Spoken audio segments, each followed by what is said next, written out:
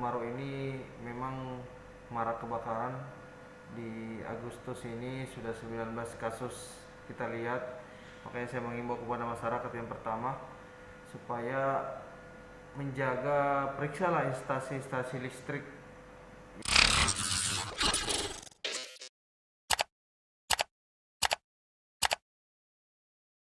Assalamualaikum warahmatullahi wabarakatuh.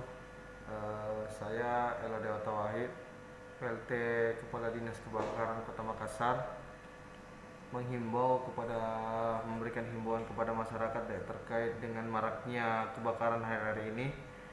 Sampaikan kepada masyarakat bahwa di bulan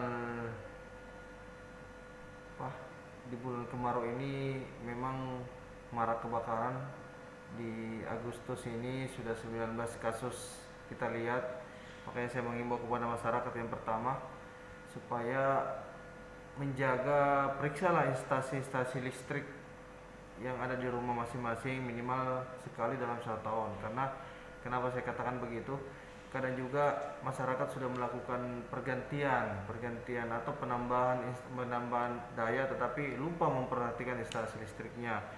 Yang kedua, waspadai sumber api. Jangan menimbulkan sumber api, sumber panas seperti kompor, lampu minyak tanah, lilin maupun obat nyamuk. Itu kita harus waspadai seperti itu. Karena kenapa?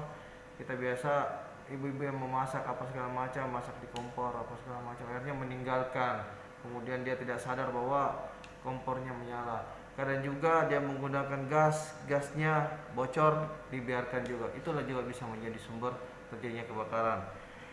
Terus bisa juga kita hindarkan hindarkan juga titik-titik api kepada anak-anak. Kadang-kadang juga anak-anak bermain petasan atau apa segala macam. Itu juga kita harus hindarkan kepada anak-anak kita.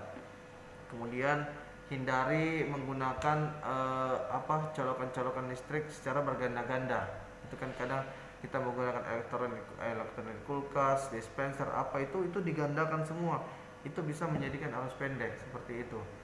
Kemudian yang lain juga jangan lupa kita matikan lampu, matikan AC, matikan kipas angin pada saat kita meninggalkan rumah. Karena itu juga bisa menjadi pemicu terjadinya kebakaran. Matikan mesin kendaraan saat pengisian BBM juga itu sangat penting. Itu juga karena kemarin berapa juga kejadian di SPBU sempat seperti itu.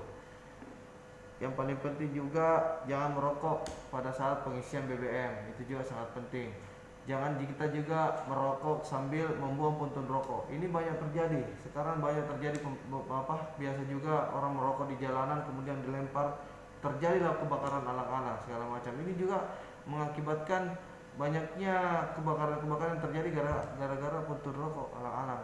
Itu juga bisa terjadi karena kadang kita tidak berpikir api yang kecil itu bisa jadi melebar. Nah, itu mungkin. Kemudian yang paling terakhir, yang paling saya harapkan kepada masyarakat kalau bisa